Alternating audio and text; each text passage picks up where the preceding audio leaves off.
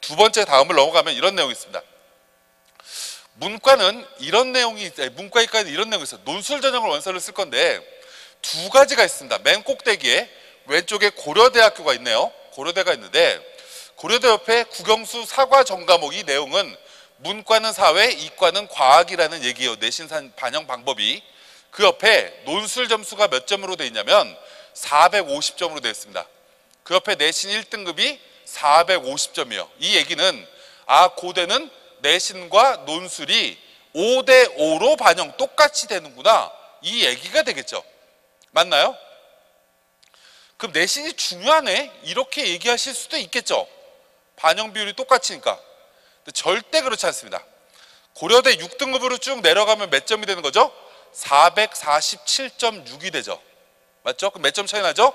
2.4점 차이 납니다. 그럼 논술 전형 쓸 때 내신이 의미가 있나요? 6등급까지 고려대 쓸 때 전혀 문제가 없죠. 그 밑에 서강대, 연대 똑같아요. 여기에 더한 대학교도 있어요. 여기 기록되지 않지만 성균관 대학교는요, 어떻게 내신을 반영하냐면 잘 본 거 10과목을 본인이 뽑으면 돼요. 1학년 1학기부터 3학년 1학기까지. 근데 여기에 뭐가 포함되냐면 음악, 미술, 체육도 포함됩니다. 그래서 여러분 중에 내가 1학년 1학기 음악이 우수야, 그러면 2등급이에요. 1학년 2학기 음악도 우수야, 2학년 1학기, 2학년 2학기, 3학년 1학기 모두 다 음악이 우수 이렇게 되면 음악 과목 가지고 5과목의 내신이 완성됩니다. 5개가 2등급이란 얘기예요. 난 체육도 5개 다 우수인데 그러면 얘는 내신이 2등급이에요. 어디에서요? 논술 전형과 정시 모집에서. 국어, 수학, 영어, 사회과학은 다 9등급인데요 상관없어요. 이게 논술 전형의 내신 산출하는 방법입니다. 상위권 대학교. 6등급까지는 내신이 전혀 문제가 없구나. 내가 1학년, 2학년까지 내신 성적이 3등급 대인데 나의 목표 대학교는 중앙대 이상이야, 이러면 내신 성적을 전국 꼴등을 해도 별 문제가 없어요. 한 6등급까지만 맞추면 되겠구나 라고 이해하시면 됩니다. 근데 내가 목표하는 대학교가 조금 레벨이 떨어져. 경희대나 인하대를 보면 경희대는 논술 점수 700점, 내신 점수 210점입니다. 그러면 논술의 비중이 굉장히 크네, 이렇게 착각하시면 안 돼요. 이건 그냥 명목 반영 비율인 거고, 경희대는 6등급으로 내려가면 내신 점수가 몇 점이냐면 155점입니다. 155점이라는 얘기는 실제로 6등급 애들 오지 말라라는 얘기죠.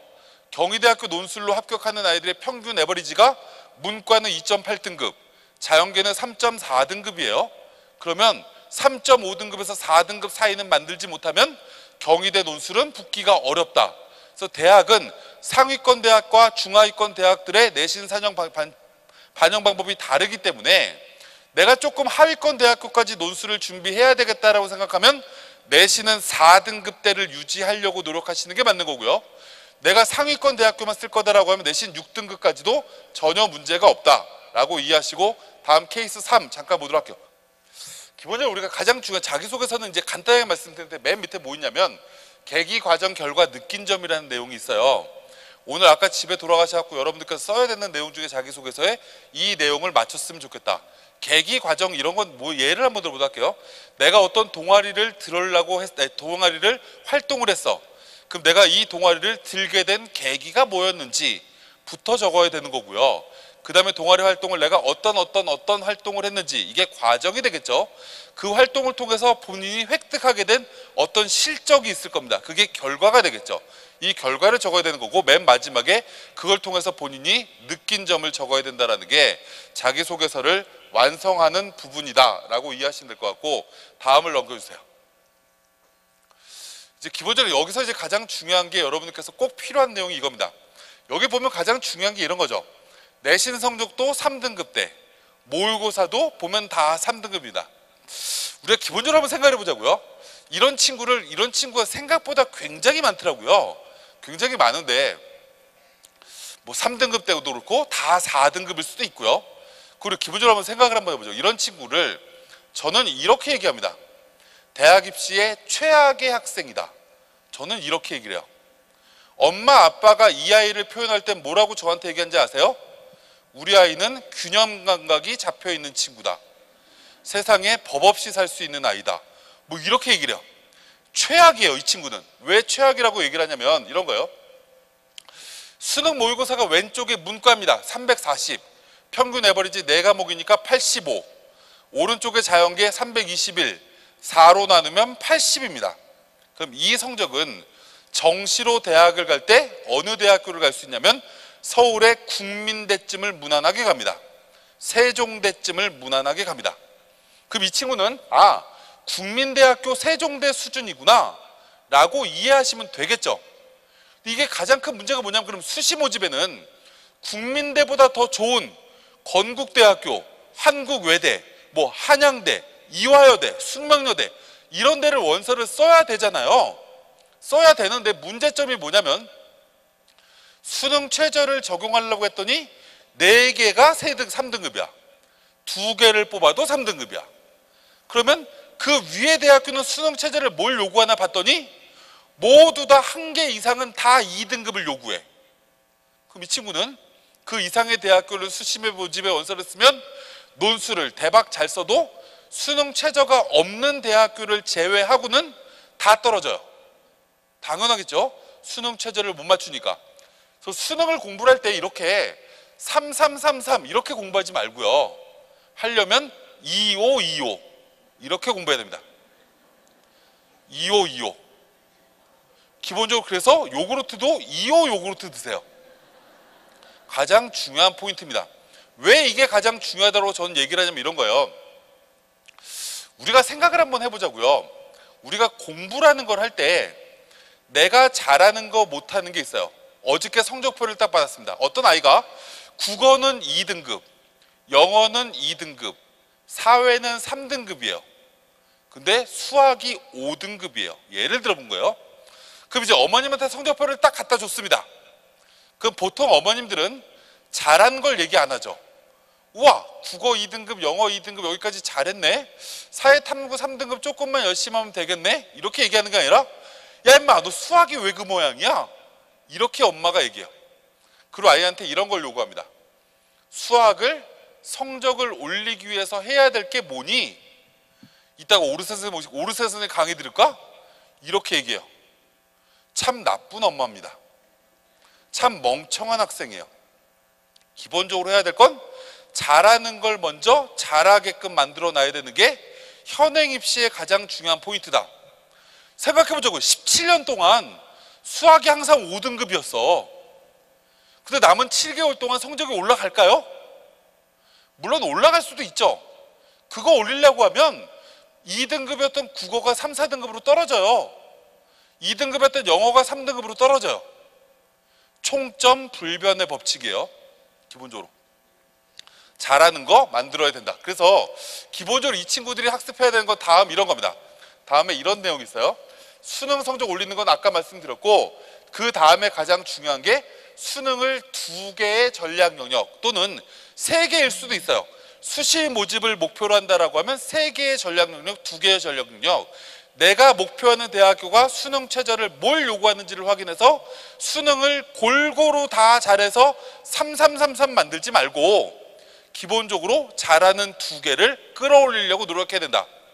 4개를 골고루 다 해야 되는 친구는 어떤 친구냐면 모든 과목을 다 2등급 이상 받을 친구, 평균 에버리지, 평균 2등급 이상의 친구들은 다 수능을 4개를 다 해야 될 필요가 있는 거고, 나는 아무리 봐도 4개 평균이 2등급이 안 나온다고 생각하는 친구는 일단 한 과목, 2과목을 나중으로 밀어놓는 게 훨씬 더 좋은 전략이 된다.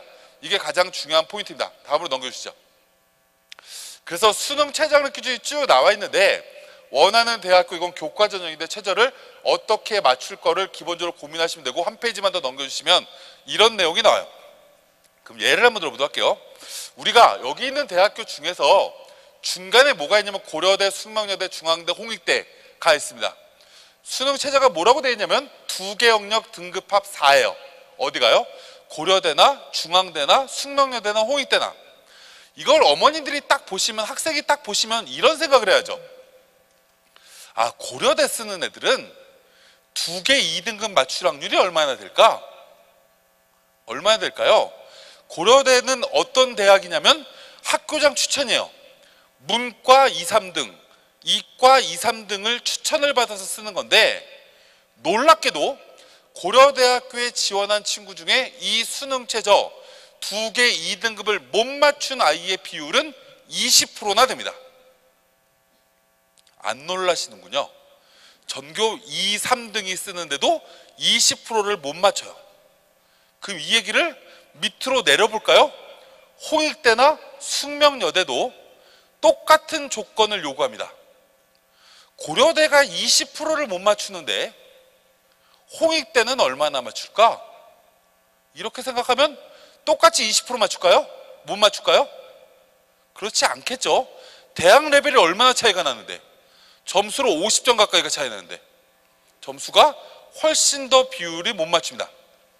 그래서 작년에 홍익대학교의 가장 합격선이 높은, 그러니까 인기가 있는 학과가 뭐냐면 건축학과예요. 물론 여기는 두 개가 1등급입니다. 제가 알고 있는 친구 중에서 홍익대 건축학과 들어간 아이 중에 내신 100%, 교과 전형이에요. 교과 전형으로 들어간 아이 중에 내신 제일 나쁜 아이는 4.9등급이었습니다. 내신 4.9등급이 국어 1등급, 영어 1등급 가지고 건축학과를 들어갔어요. 수학은 6등급, 과학은 4등급. 왜 자연계를 다녔는지 얘는 이해가 안 되는데, 어찌됐건 홍익대 건축을 국어 1, 영어 1을 가지고 갔어요. 이게 수능 최저예요. 제가 아는 친구 중에 홍익대 건설환경공학부에 내신 5.5등급이 국어랑 과학이랑 두 개 2등급을 맞춰가지고 건설환경공학부에 들어갔습니다. 몇 등급이요? 5.6등급이. 5.6등급이 뭐죠? 300명짜리 고등학교에 200등쯤 하는 친구입니다. 수능을 4개를 다 해야 될 이유가 전혀 없다라는 얘기인 거예요. 기본적으로. 특히 수시 모집에선. 다음 얘기를 넘어갈게요. 기본적으로 이 내용은 넘어가도록 하고 쭉 한번 넘어가 보도록 할게요. 그래서 내신 전형을 기본적으로 쓸 때는 내신이 어떻게 반영되는가를 기본적으로 확인하실 필요가 있다는 거고, 그 다음 얘기를 이제 한 페이지씩 또 넘어가서 시간 관계상 필요한 것만 말씀드리도록 할게요. 이제 하나하나 넘어가 보도록 하죠. 어차피 자료집을 나와드렸기 때문에 자료집 여기 이제 멈춰주세요. 이 내용으로 저는 슬슬 마무리를 한번 접으려고 합니다. 우리가 정말 공부를 저는 멍청하게 친구들이 한다라는 생각을 굉장히 많이 하는 것 중에 하나가 이 내용입니다. 기본적으로 저는 설명해야 할 때 가장 중요한 포인트가 뭐냐면, 왜 쓸데없는 거를 하고 앉아 있을까? 라는 관점에서 설명을 합니다. 그러면 첫 번째 보도록 할게요. 이 오른쪽에 뭐라고 적혀 있냐면, 위에 타이틀에 정시 모집이라고 적혀 있죠. 그럼 정시 모집이 뭐예요? 국어, 수학, 영어, 탐구를 골고루 반영한다라는 얘기가 되겠죠. 근데 타이틀이 뭐예요? 탐구 영역을 한 과목 반영한다라고 돼 있어요. 어떤 대학이요? 이 밑에 가천대, 경기대, 덕성여대, 상명여대, 수원대 등의 대학교. 이 대학보다 레벨이 떨어지는 대학교의 80%는 탐구가 한 과목입니다. 그럼 이 얘기를 거꾸로 뒤집을까요? 이 대학보다 더 좋은 대학교를 못 가는 친구는 탐구를 한 과목만 공부하면 되겠네 라는 얘기죠. 제일 멍청한 친구가 이런 거죠. 요번 3월 학력평가 시험을 딱 봤는데 국어가 4등급이야. 이따 최인호 선생님 강의 듣고 올리면 되지만 국어 4야, 수학 4야, 영어 4야 이런 아이가 사회탐구는 2등급, 두 과목이 모두 다 2등급이야. 그럼 저는 그 아이 성적표를 딱 보는 순간 대놓고는 얘기 못하고 아유 정신없는 놈 이렇게 얘기를 합니다. 왜요? 탐구를 두 과목을 해야 될 이유가 전혀 없다라는 얘기인 거죠. 나는 가천대를 못 가, 내 수능 성적으로. 내 수능 성적으로 경기대를 못 가 라고 판단하는 친구는 탐구 몇 과목 하라고요? 한 과목. 가천대 가는 친구가 어떤 성적이냐? 문과는 이 모든 대학교의 반영 비율은 국어, 영어 반영 비율이 제일 높습니다. 국어의 성적이 100분이 85, 영어의 100분위가 85, 수학과 수학의 성적이 75. 국어가 100분위 85, 수학이 75, 영어 100분위가 85 미만의 친구들은 탐구 몇 과목 하라고요? 한 과목 하라고요. 이게 첫 번째다. 두 번째, 왼쪽에 수시 모집이라고 적혔습니다. 수시 모집에 대학이 많아집니다. 여기도 똑같이 뭐라고요? 탐구가 한 과목인 대학교입니다. 학생부 교과전을 볼까요? 건국대도 한 과목이고요, 서강대도 한 과목이고요, 중앙대도 한 과목입니다. 그럼 여기서 예를 들어 볼게요. 중앙대학교의 수능 최저학력 기준이 뭐냐면 문과니까 세계 영역 6입니다. 수능 최저가. 그럼 우리 친구가 사회에 예를 들어서 한국 지리를 1등급을 딱 맞아요. 나머지 생활과 윤리를 5등급 맞아. 이래도 상관없다는 얘기인 거죠. 중앙대 쓸 때. 그러면 탐구 과목의 수능 최저 등급은 몇 등급이죠? 1등급인 거예요. 이해됐나요? 그러면 등급합이 6이니까 국어, 수학, 영어 중에서 2개 과목을 빼면 되죠. 세계 영역 6이니까.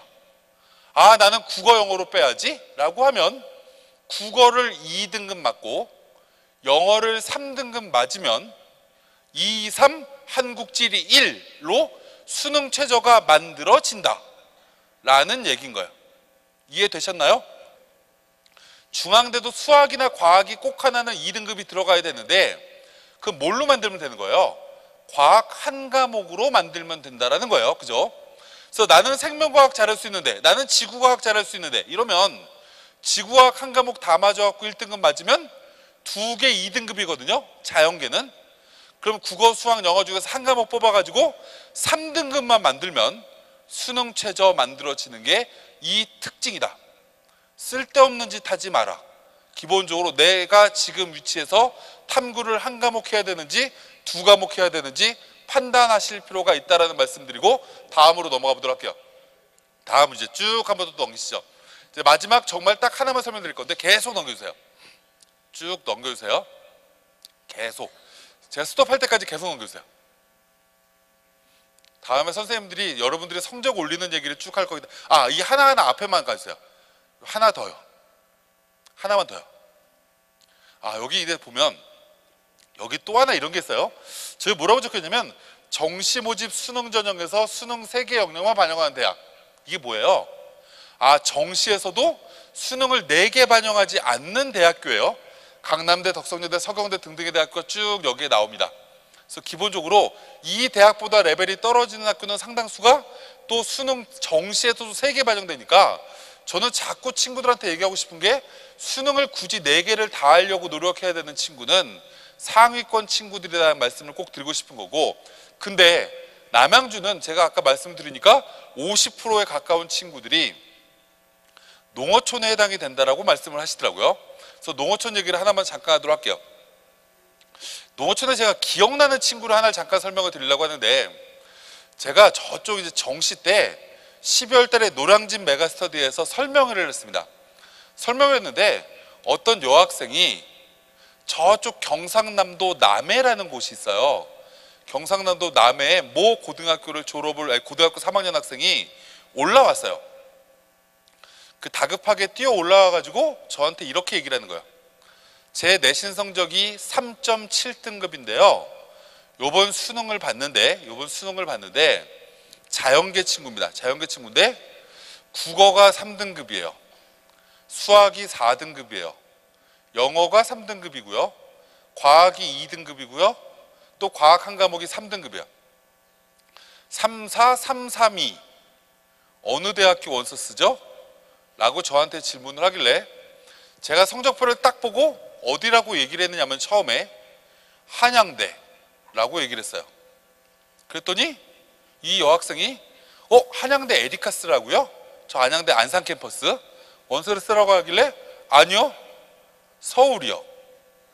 제 성적으로 서울을 정시에 쓸 수 있어요? 라고 질문하길래 제가 뭐라고 얘기했냐면 농어촌 지역의 자연계 친구들은 수능 성적 좋은 아이들이 별로 없다. 그래서 한양대를 원서 쓰는 게 좋을 것 같다. 그래서 원서를 쓰라고 했어요.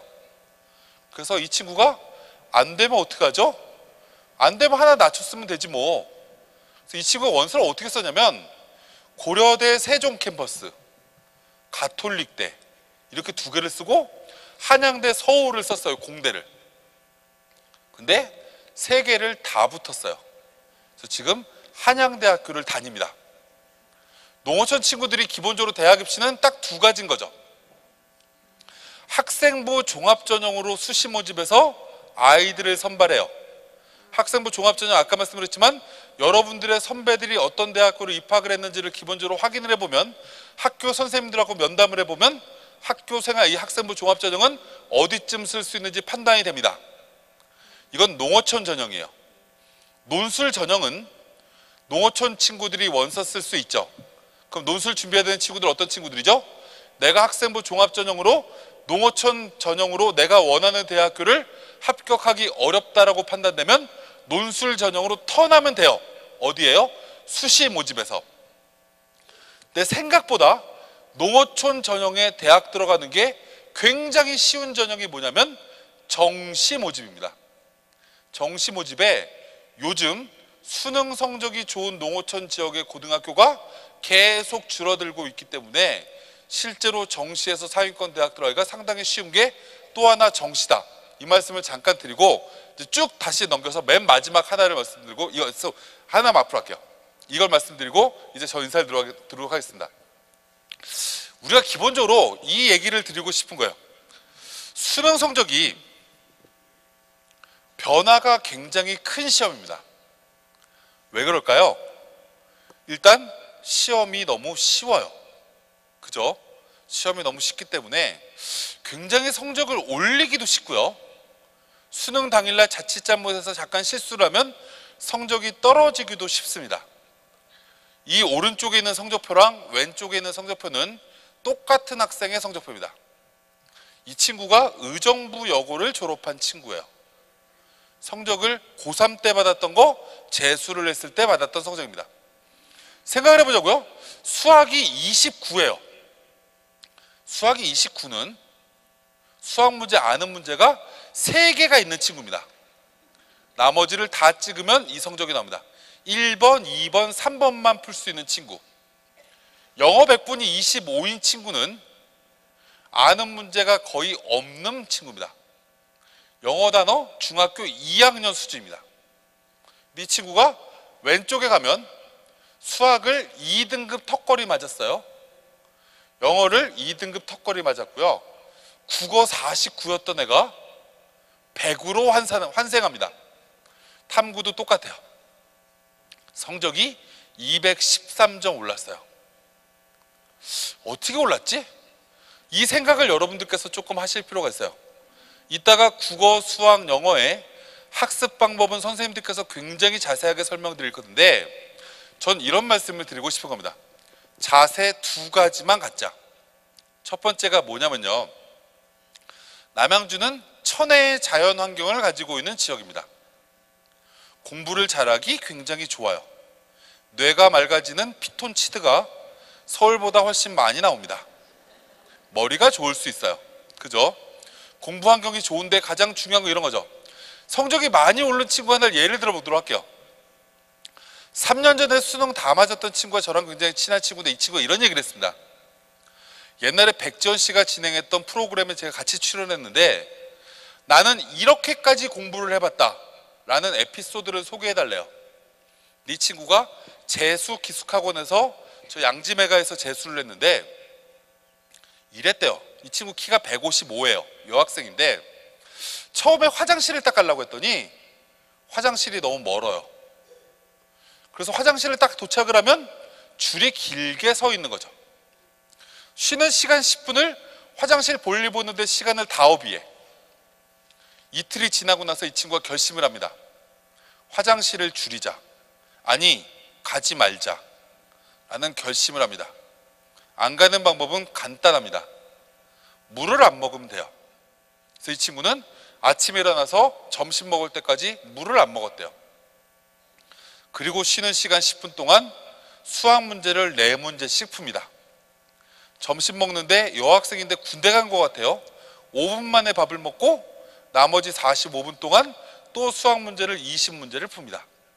이 친구가 백지원 씨한테 했던 얘기는 뭐냐면, 나는 쉬는 시간과 점심시간 동안 하루에 수학 문제 40문제 이상을 풀었고, 나는 이 쉬는 시간과 점심시간을 빼고는 단 한 번도 수학 공부를 해본 적이 없어요. 나머지 시간에 국어, 영어, 탐구 공부를 했어요 라는 얘기를 합니다.